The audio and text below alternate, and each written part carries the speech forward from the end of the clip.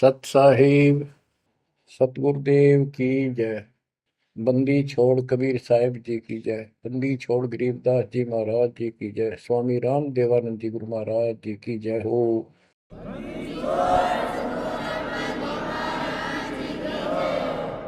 सर्व संतों की जय, सर्व भक्तों की जय, धर्मी पुरुषों की जय। श्री काशी धाम की जय, श्री सुडानी धाम की जय, श्री क्रोथा धाम की जय, श्री बरवाड़ा धाम की जय। सत साहिब कबीर दंडवतम गोविंद गुरु बंधु अर्जन सोए। पहले भय प्रणाम तिन नमो जुआगे ओए। कबीर गुरु को की जय, दंडवतम कोटि कोटि प्रणाम। कीट न जाने रंग को यो गुरु कर है आप समान। बच्चों, मानुष जन्म परमात्मा की कृपा से आपको प्राप्त है। मनुष्य जीवन के अंदर मूल उद्देश्य केवल भक्ति करना और मोक्ष कराना होता है। इसके लिए सर्वप्रथम गुरु की आवश्यकता होती है। सर्वप्रथम गुरु की, गुरु पूर्ण हो, तत्व ज्ञान प्राप्त हो और संपूर्ण भक्ति मोक्ष मार्ग यानी सभी मंत्र सत्य हों, फिर भक्त मर्यादित रहे, समर्पित रहे, आसानी से मुक्ति प्राप्त कर सकता है। अब जैसे धर्मदास जी का प्रसंग चल रहा है, तो आप देख रहे हो कितनी अच्छी आत्मा, परमात्मा के चाहने वाली, कति कुर्बान। और जैसा उस अज्ञानी गुरु ने मार्गदर्शन किया, कति अटूट श्रद्धा। सेवक तो ऐसा ही हो, पर गुरु ऐसा ना हो जो जीव को कर्म कांड में उलझावे। अब इस कथा से आपको अपने आप बहुत कुछ बातें समझ में आएंगी कि आपको कैसे पूर्ण सतगुरु प्राप्त है, अध्यात्म ज्ञान प्राप्त है, संपूर्ण मूल ज्ञान जो आज तक छुपा के रखना था। और अब भी आप नहीं समझ सके उस परम पिता की महिमा को और इस गंदे लोक के यथार्थता को, तो फिर परमात्मा आपको कौन सी भाषा का प्रयोग करे जिसे तुम समझ सकते हो। लास्ट फिर वही होगा जैसे 600 साल पहले दाता ने आपको पटक दिया था, ठाके झटक दिया था। या तो आंखें खोल लो, भूल जाओ इन बकवादों को। इस संसारिक चोचलों में कुछ नहीं धरा। गरीबदास जी कहते हैं, सर्व सोने की लंका होती रावण से रणधीरम। एक पलक में राज विराजी कर जम के पड़े जंजीर। इतने ठाठ बाट थे, सिद्धियां थी, आकाश में चला जाता था। पुष्पक विमान ऊपर से छीन के लाया था कुबेर से। खूब उद्मस्तार रखा था। और भगत किसका था? शिव जी का। तीन देव की जो करते भक्ति ही उनकी कदे न होवे मुक्ति। और कितनी बकवाद भर जाए इनमें, जिसके कारण प्रसिद्धियां भी होगी साधु संत ऋषियों की। अंत में इनके पास कख नहीं बचा। ये मूल ज्ञान है, ये सार ज्ञान है। इसको समझो अच्छी तरह, पढ़े लिखे हो, शिक्षित हो, एजुकेटेड हो। परमात्मा ने मनुष्य जीवन इसलिए दिया कि तुम कुछ बुद्धि भी एक्स्ट्रा रखते हो अन्य प्राणियों से। इसका सदुपयोग करो। बकवाद बहुत कर ली, बाहर जाना पड़ेगा। अब बच्चों, प्रसंग धर्मदास जी का चल रहा है। देखो, अपना पिता अपने लिए कितना कष्ट उठा रहे हैं। एक जीव को काल की दलदल से बाहर खींचने के लिए कितना कुछ उन्होंने किया। बालक की तरह पीछे पीछे फिरे, कहाँ जंगल में, कहाँ किसी दरिया पे, कहाँ किसी तालाब पे, कहाँ कहाँ कष्ट वो मालिक उठाया उन्होंने। वो कहते हैं, दो दिन मेरी शरण हो, ताका हूं मैं दास, केल गिर लग गया फिर गुप्त धरती आकाश। जैसे राजा अम्बरीश था, उसके पीछे लगे रहे थे। लेकिन हम नहीं समझते, जब हमारे पास दो पैसे हों या 14 काल की छोटी सी राजा था, भगत बतेरा था, यज्ञ बहुत करता था, वाह हो रही थी, पिछले संस्कार भी अच्छे थे। वो संस्कार कब बने? जब कभी कबीर साहब की शरण में था, जैसे कलयुग में हो तुम। अब ये जो रह जाएंगे ना, पार हो गए सो हो गए। भक्ति अच्छी करते हैं क्योंकि सत्साधना मिल गई। एक सांस की कीमत कितनी गजब की है, इसकी बहुत वैल्यू है। पार ना हुए तो फिर ये नो फंस जाएंगे काल के। इनको स्वर्ग में रखेगा, देवता बनावेगा, उड़ा माचे माचे आन देंगे, फिर राजा पृथ्वी पर बना देगा।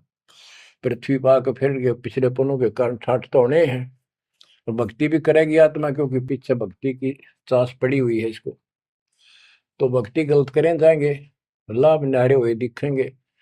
यो काल का भयंकर जाल है। मालिक फिर भी अपने बच्चे के साथ रहता है, फिर भी उनको राह दिखाने की चेष्टा करता है, किसी न किसी रूप में अपनी सच्ची भक्ति फिर से बताने की चेष्टा करता है। मानते हैं ना मानते वो अलग बात है। फिर राजा जनक हुआ अम्बरीश का जीवन पूरा करके, राजा जनक का पूरा करके फिर स्वर्ग गया। स्वर्ग में जाते समय लूट लिया काल ने। बिना विवेक वेख जो धारा सब करते सो भी बिना विवेक के न्यू नाश करते हैं। उड़ा दया भाव दिखा दी, अपने पुण्य दे दिए, और फिर नंगड़ होकर पृथ्वी पर आ गया। सारे पुण्य वहां खत्म कराया, आधे आधे ऊपर स्वर्ग में भोग लिए, और फिर पृथ्वी पर आ गए। पहले राजा था दो जीवनों में, राजा अम्बरीश वाली आत्मा, अम्बरीश राजा, राजा जनक सीता का पिता, और फिर वही आत्मा बाबा नानक बनी, खुद नौकर लगा के नवाब के यहाँ। जब ये इस स्थिति में आ गया, कति हैंड टू माउथ हो गए, तब दाता फिर मिले अपने बच्चे को।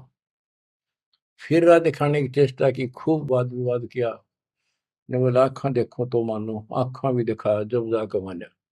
बच्चों ऐसे आज आपके साथ खड़े कर दाता देख कहां सिर के होने लग रहा है, यह भी तरह समझ में नहीं आ रही, ये भी तुम नहीं समझ पा रहे। What is this? इसका नाम है कबीर भगवान। इसको कहते हैं सक्षम समर्थ परमात्मा। बच्चों यहाँ देखो, मालिक ने कैसे अपने बच्चों तक संदेश पहुंचाने लग रहे। काल ने जुल्म करने में कसर नहीं छोड़ी, पर यूं भी तो उसका बाप है। और देखो अपने बच्चों को कैसे अमृत छकाने लग रहे। इन क्रियाओं को देखकर ये विश्वास कर लेना चाहिए कि आप समर्थ की शरण में आ चुके हो। द्वार धनी के पड़ा रहे, धक्के धनी के खावे, 100 काल झकझोरी पर द्वार छोड़ जाओ। इब तुम इतना जरूर कर दियो, और कुछ ना बने तो इतना रहियो, मालिक की शरण से दूर मत होना। चाहे दुखी दिखो, चाहे सुखी दिखो, इब के आप सत्य में अगला कदम है बस, नथिंग एल्स, दूसरी बात नहीं है। पर होगा उनका जो मर्यादित रहेंगे, समर्पित रहेंगे, तन मन धन सब तेरा, ये कहने से नहीं, करना होगा। काल जाते आज ले चलो दाता, रखियो अपने चरण में। तो बच्चों फिर जब तक चाहोगे तब तक जीवन दे देगा आपको, जब तक चाहोगे। लेकिन अंत में एक ऐसा आप पर प्रेरणा हो जाएगी आपको, और आप ही कहोगे कि दाता ले चलो, बस बस बहुत होली। तो कहते हैं जीव है इतना जोखिम नहीं, मरा जब निशंक मरे, परमात्मा कहते हैं।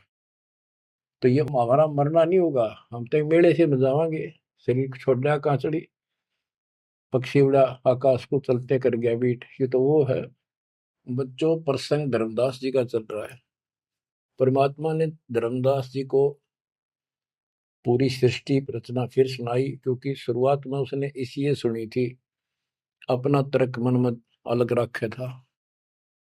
साथ में आमनी देवी ने भी सुनी, दोनों को विश्वास हुआ।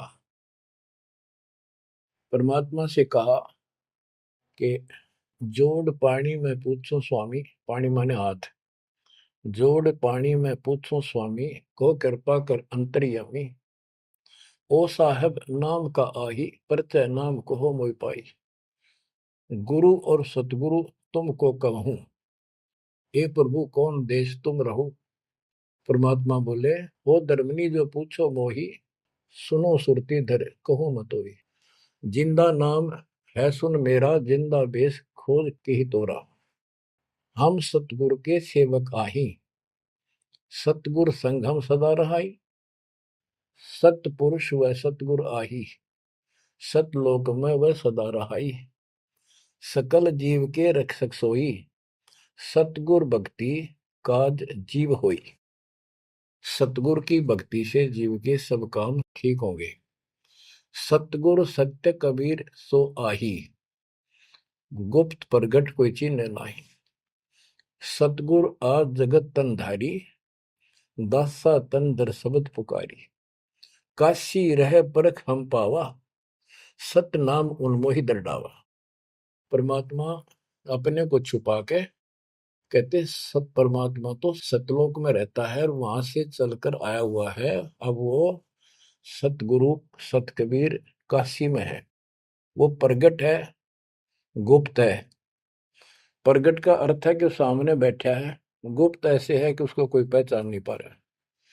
सतगुरु आज जगत तन धारी, उस सतगुरु ने, सतपुरुष ने, पूर्ण परमात्मा ने जगत में आके ये कबीर रूप धारण कर रखा है।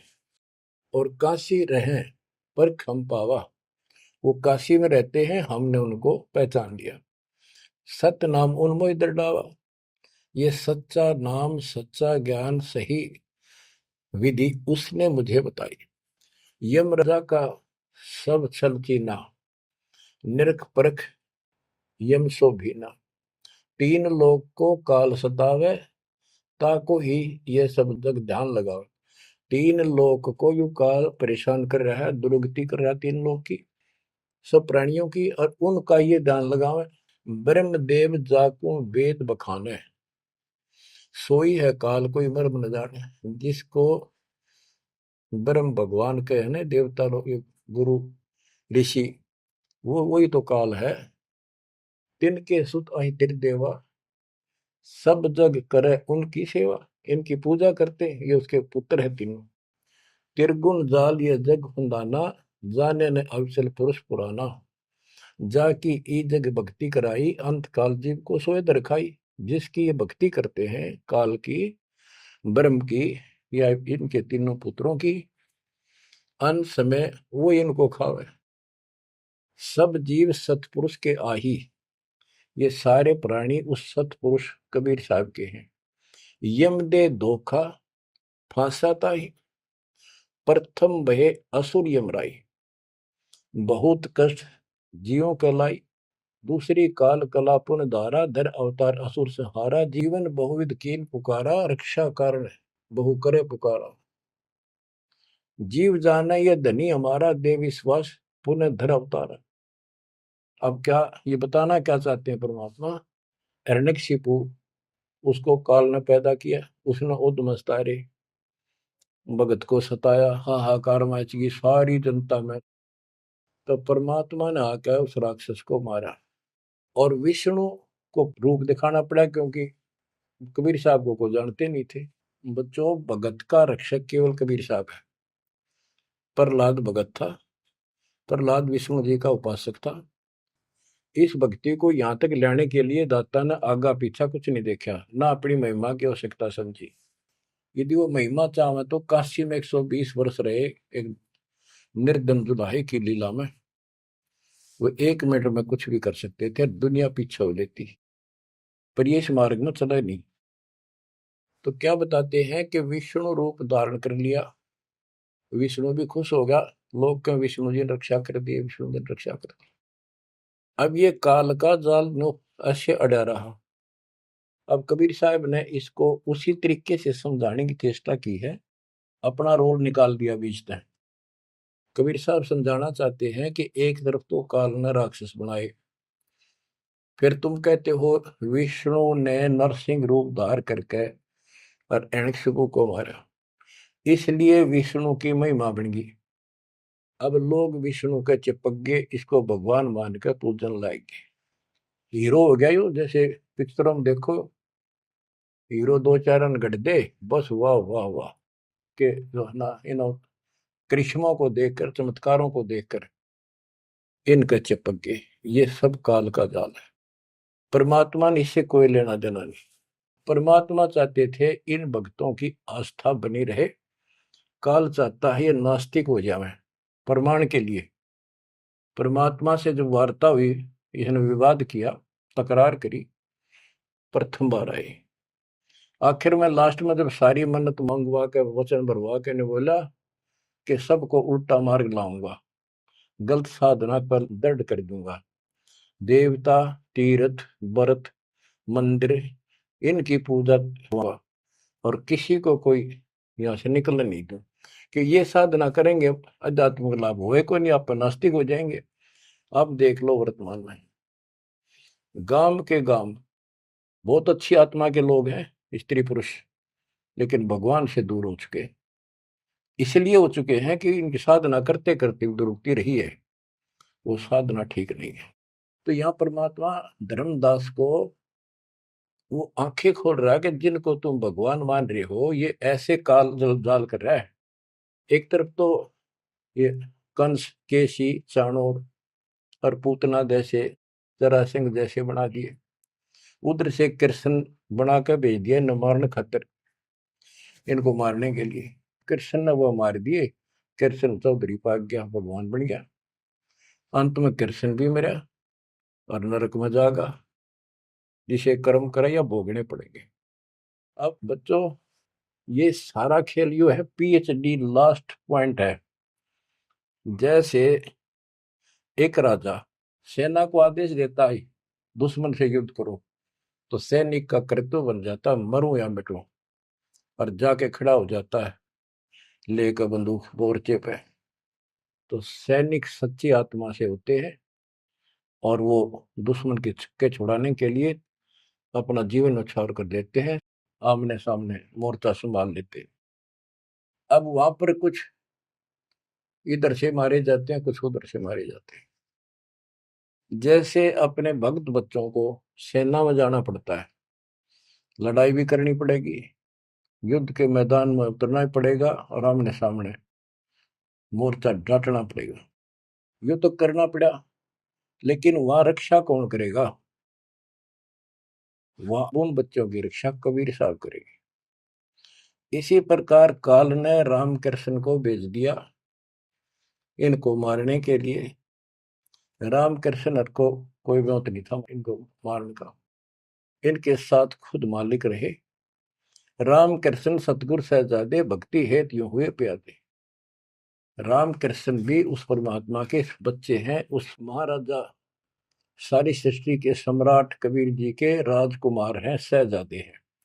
ये तुमसे ज्यादा निकट प्यारे हैं उसको, क्योंकि इनके में बहुत गजब की भक्ति की थी, पर पैर फिसल गया इनका, अब काल का फंस गए। कोटिक अवगुण बालक कर ही पिता एक चित नहीं धरी। बाप के अंदर एक ऐसा परमात्मा ने पर रखा है प्रेरणा, स्वभाव, बालक से करोड़ों बकवाद कर ले पर पिता एक भी उसकी गलती को ज्यादा सीरियसली नहीं लेता। तो इसी स्थिति पर परमात्मा इस नियम से उन निकमों के साथ भी आज है, लेकिन बहुत प्यारे उनको हैं, क्योंकि कभी वो बहुत गजब के भगत थे और कॉलोनी को सिलेक्ट करे उनके कर्म फुड़वाने के लिए, उनको उच्च पद देता है।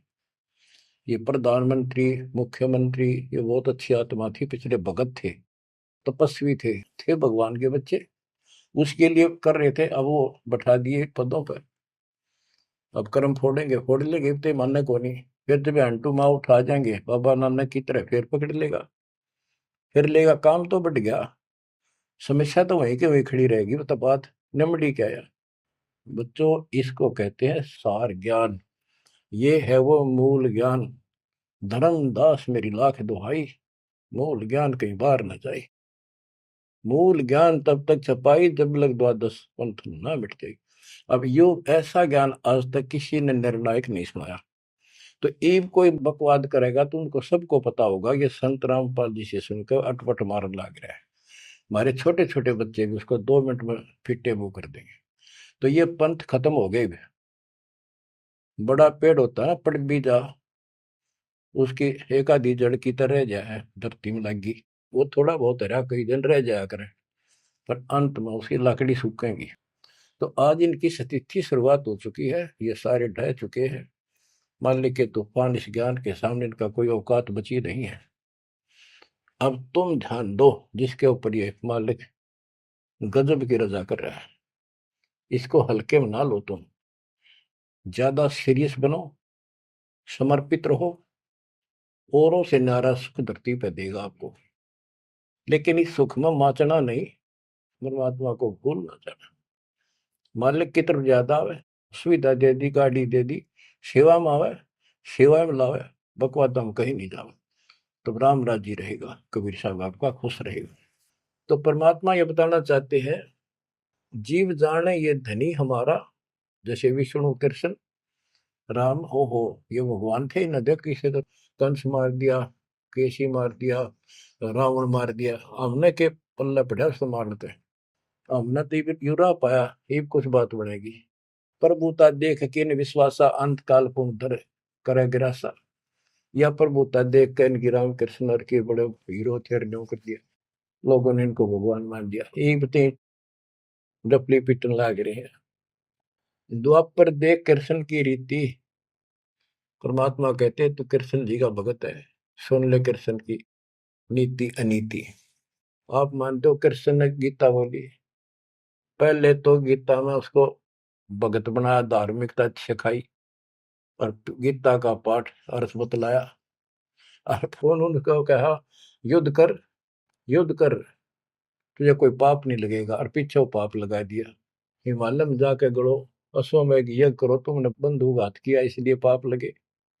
और जब जिस समय महाभारत समाप्त हो लिया युद्ध, और युधिष्ठिर को राजगद्दी दे दी गई, तो बच्चों युधिष्ठिर को भयंकर शोपन आने लगे, मरे हुए आदमी दिखे, सिर कटे आदमी चलते दिखे, खावन पीवे सारी रात बैठ के काटे।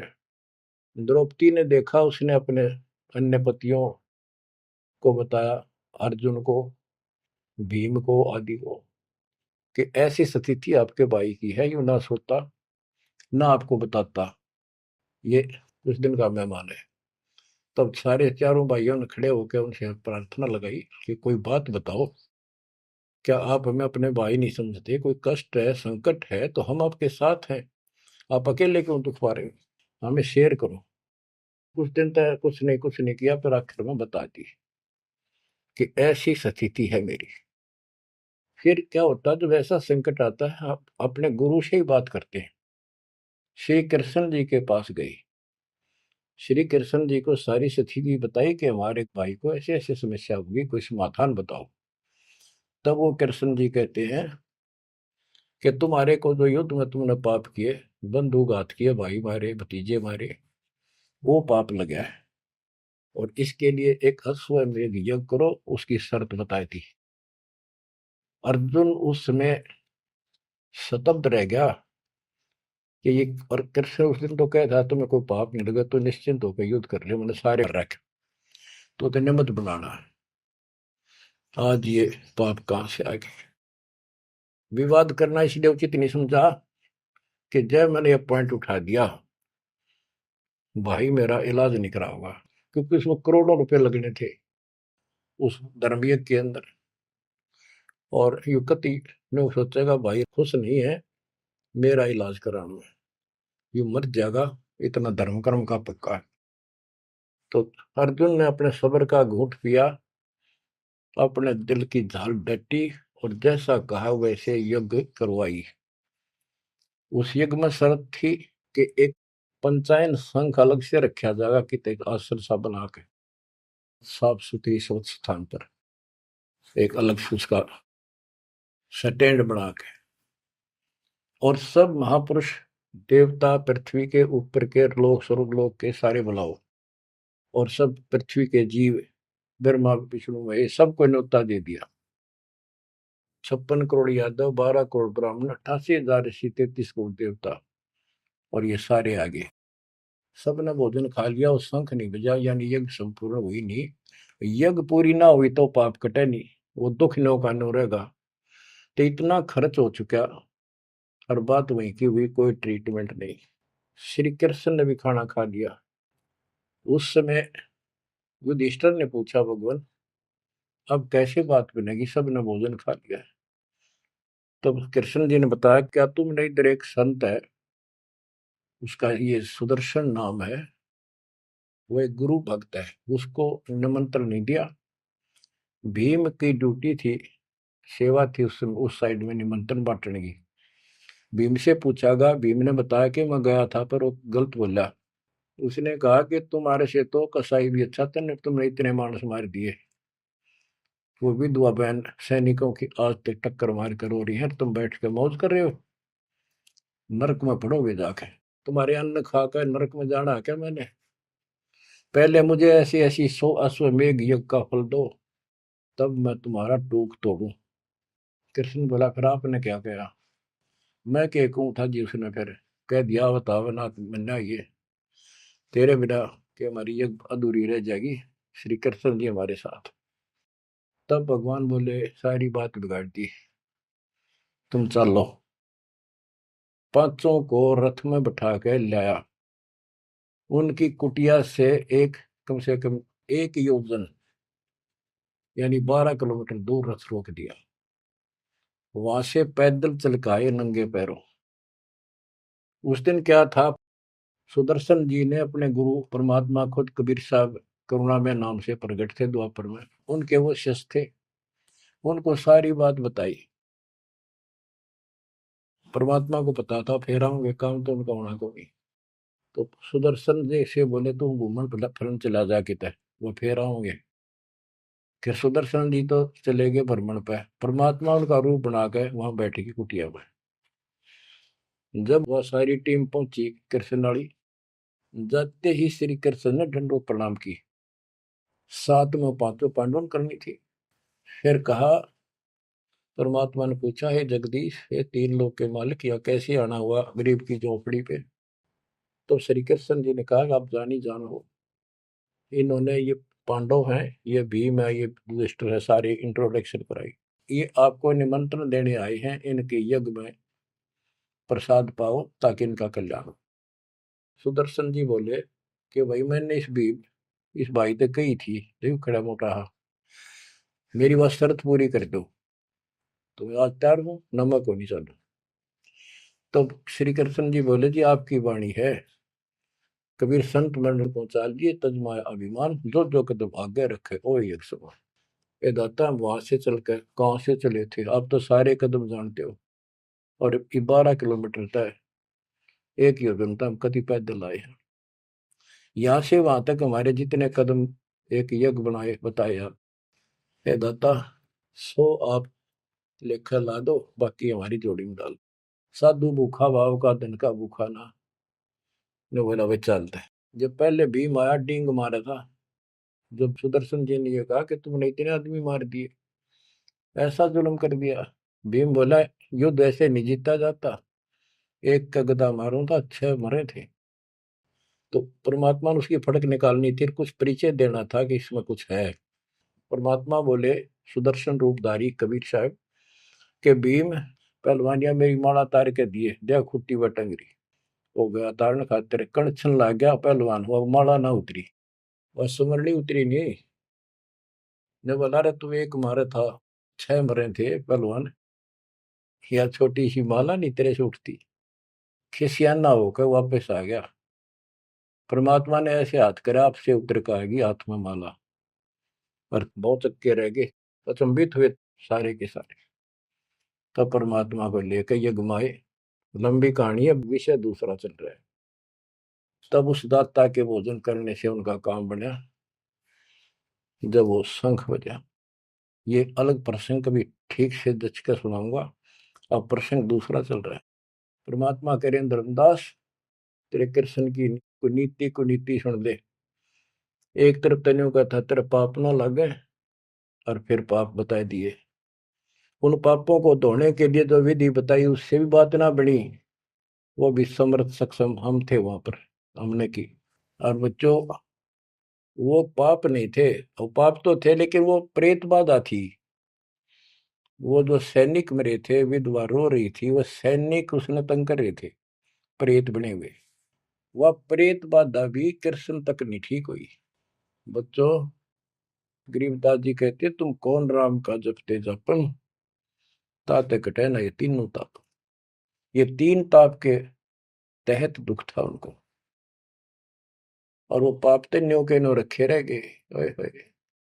अरे कोयल के बच्चों, ईब तक पकड़ दो अपने माँ की वाणी को, क्या कहना चाहते हो? अब विष कागाड़ा के साथ रहोगे क्या? अब क्या बताते हैं? गीता पाठ का अर्थ बतलावा, पुण्य पाछे बहु पाप लगावा, बंधु घात दोष लगावा, पंडों के बहुकाल सतावा। पांडवों को काल ने खूब परेशान किया, और अंत में क्या हुआ? जब दुर्वासा जी ने श्राप दे दिया कि जैसे कृष्ण जी के पुत्र प्रद्युम्न और दो चार पांच और बच्चे मिलकर दुर्वासा जी द्वारका की बनी में बैठे थे, तपस्या कर रहे थे, कुछ दिन के लिए कहीं कहीं रुक जाते थे। वो पता चला कि बड़ा पहुंचा हुआ संत सिद्ध आ रहा है। द्वारका के बच्चे श्री कृष्ण को समर्थ मान चुके थे। किसी ने कंस मार दिया, केसी राक्षस मार दिया, चाणूर मार दिया, वैसे काल्यवन मार दिया। तो इन्होंने सोच रहे थे कृष्ण तो ऊपर धरती पे कोई सही नहीं। उन्होंने मजाक सूझ गए, वह किसी संत साधु का आदर नहीं करते थे, इस कारण से कि हमारे साथ कृष्ण हमारा कोई कुछ नहीं बिगाड़ सकता। तो उन्होंने शरारत सूझी के नो कहे दुर्वासा भूत भविष्य वर्तमान त्रिकाली बता दिए, तीनों काल की जानता है, चलो इसकी परीक्षा लेंगे। एक प्रद्युम्न का पेट पर कढ़ाई बांध दी छोटी सी लोहे की, और लेडीज कपड़े पड़ा दिए गुजरिया वाले, ऐसा दिखा दिया जाकि जैसे बच्चा पेट में गर्भ है इसका। यूं पूछने गए महाराज, इनका कई साल में दया करी दाता ने? 12 साल हो गए बयान। अब ये पूछ जानना चाहते हैं कि इनका लड़का हो गया लड़की, बड़े उतावले हैं, आप भूत भविष्य की सारी जानो हो।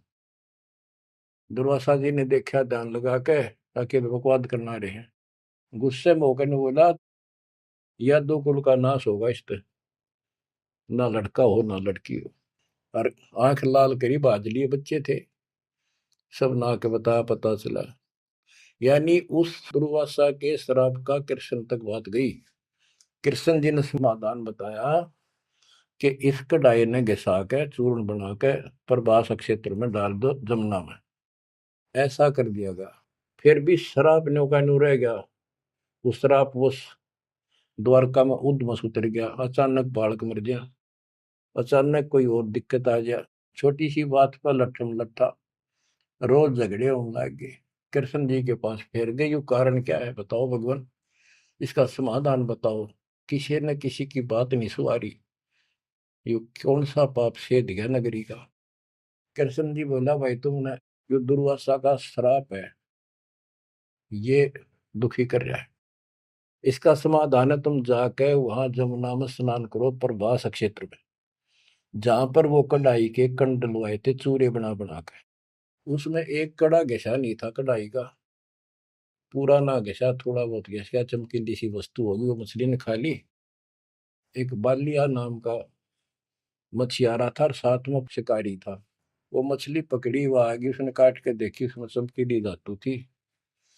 उसका अपना तीर का एरो बनवा दिया, आगे का ऐसा विषाक्त करके जहर में बुझवा के। और जो कण थे जो कढ़ाई के बताते हैं, उनके सरकंडे जाम गए, बूढ़े बूढ़े, उनके तीखे पत्ते गजब के तलवार जैसे। और कृष्ण जी ने कहा, सारे स्नान करो वहां जाके, तुम्हारा ये शराब खत्म हो जाएगा। वहां बोले सब बच्चे नर, कोई ना बचे, गर्भ न छोड़ के, छोटे छोटे नवजात शिशु भी साथ ले गए, कभी इन पर शराब ना रह जाए। और वहां जाके सारे लड़न लग गए, पढ़ पढ़ के वो पठेरे सरकंडे एक दूसरे को मारे, तलवार का काम करना कर शुरू कर दिया। कट का मर गए 56 करोड़ यादव। फिर कृष्ण जी एक पेड़ के नीचे बैठ गए, उस पार दीख को सारे दिन शिकारी ने, बालिया कौन था? ये बाली वाली आत्मा थी जो त्रेता युग में श्री राम ने वृक्ष की ओट लेकर मारा था। उसका अपना बदला लेने के लिए उस वो बालिया नाम का जीमर बना, शिकारी बना, श्री राम श्री कृष्ण बना। वो आत्मा, वो उसके पैर में तीर मार के श्री कृष्ण मारा। उससे पहले श्री कृष्ण ने, बच्चे भी बताओ आप हमारे यहाँ दो जाके काल कर रहे दुर्गति, फिर आके लेट गया जब वो मारेगा। मरने से पहले उसने वह संदेशा भेज दिया था पता था कि सारे मरेंगे। तो पांचों पांडु वहां पहुंच गए। कृष्ण जी बस तड़पन लाग रहे थे। उनको बता दिया भाई ये यहाँ कोई आदमी बचा नहीं है, इन लेडीज को सारी को ले जाना, यहाँ लोग इनकी दुर्गति करेंगे, तुम अपने वहां रखना सुरक्षित। और तुम जाके हिमालय में चले जाओ, वहां रहो भूखे प्यासे तप करो, और वहां गड़का मर जाओ, वापस ना आइए। तो पूछा जी कारण क्या है? हम अभी तो राज मिला, 20-30 साल हमने राज मुश्किल से किया है, अब आप कहते हो राज त्याग के वहां से ले जाओ, इसका कारण क्या हो गया? क्या गलती बन गई कि तुमने जो युद्ध में पाप किए थे वो पाप तुम्हें दुखी कर रहे हैं, वहां तप करने से समाप्त हो जाएंगे। तब अर्जुन को कहना पड़ा कि भगवान आप ऐसी स्थिति में हो, मुझे कहना तो नहीं चाहिए पर मैं रोक भी नहीं सकता अपने आप।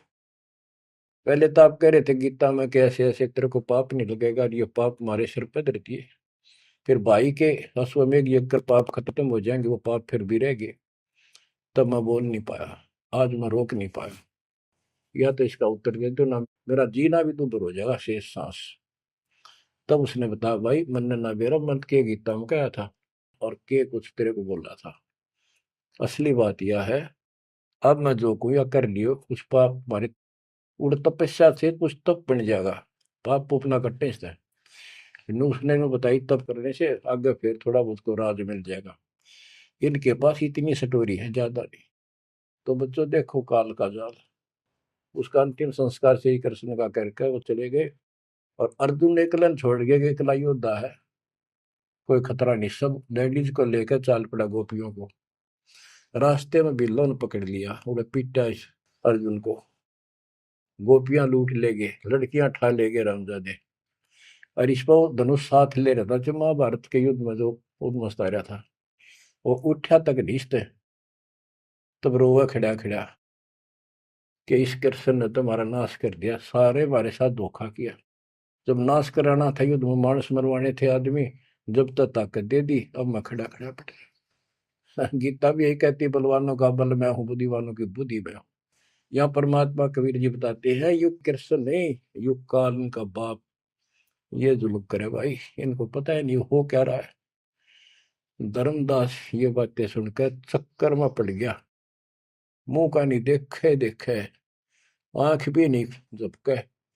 ये भगवान कभी 100 की 100 सच्ची, सारी बात बिड़ा करते। देखिए धोखे बैठे थे, साथ में हमने बैठी, दोनों टेक टेक सुने मालिक के अमृत वचन। ये परमात्मा हम रोज सुना करते, मेरी तरह पत्थर पड़ गए थे कल। आपके क्या गुण गाओ मालिक, कैसी आंख खोल दी मेरी। परमात्मा कहते और सुन ले। अब क्या है, हिमालय में चले गए सारे पांडव, और वहां सारे मरते गिर जाते गए। तो कहते हैं जब ये पहुंचे ऊपर, तो युधिष्ठिर बाद में मरा, और तो सारे बर्फ में गड़ गए, बर्फ में पैर गड़ जाते कहीं।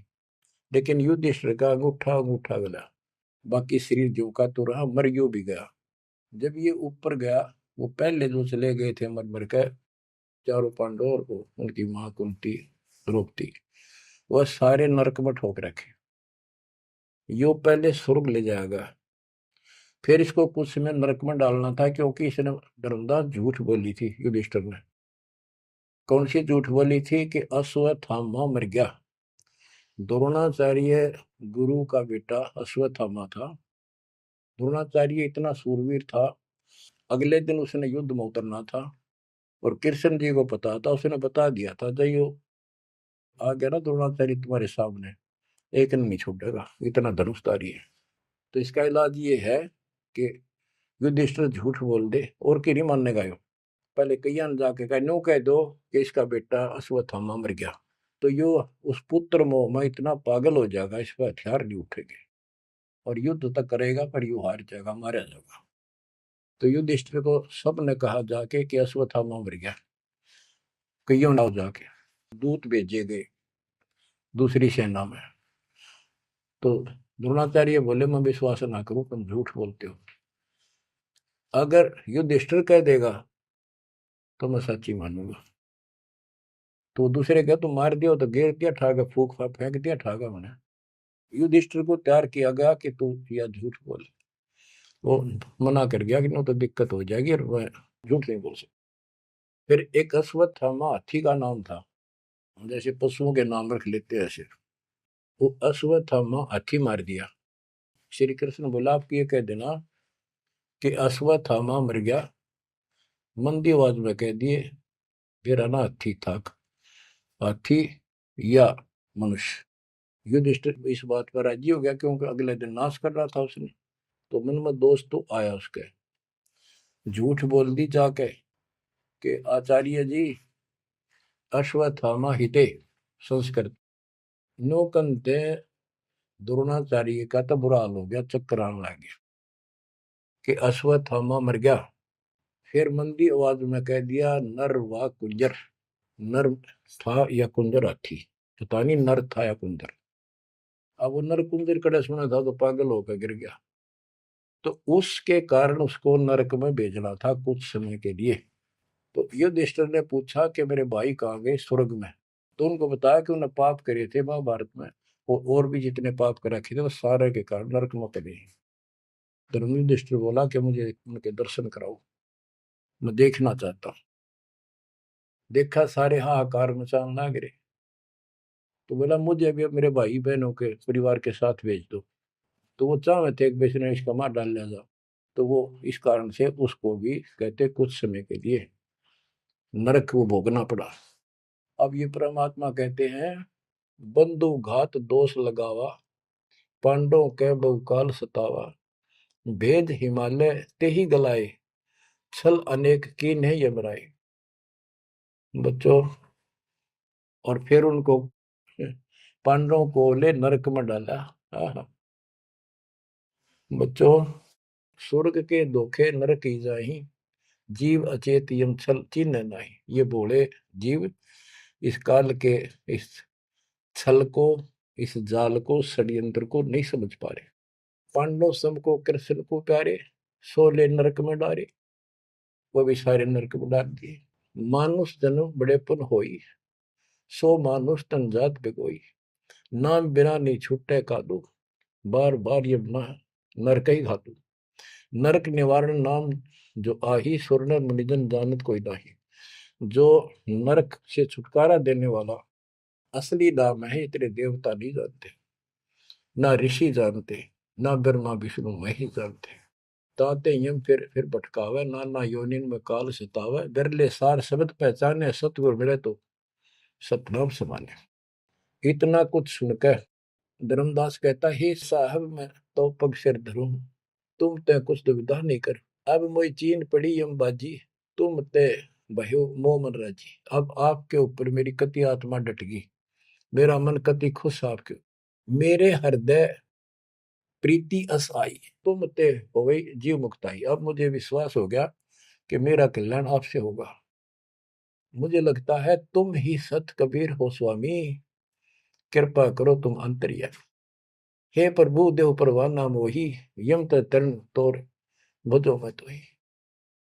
मोरे नहीं और सो कामा, निस्तिन सुमरो सदगुरु नामा। पीतल पत्थर देव द्यो बहाई, इन फेंक दो उठाकर, सतगुरु भक्ति करो चितलाई। ये बंदी छोड़। हो। परमात्मा बोले सुनो धर्मनी, अब तो ही भुगताऊं, निश्चय यूं से तो ही बचाऊं। देव परवाना हंस बारू, जन्म मरण दुख सब टारू। ले परवाना जो करे प्रतीति, जिंदा कह चले यम जीती।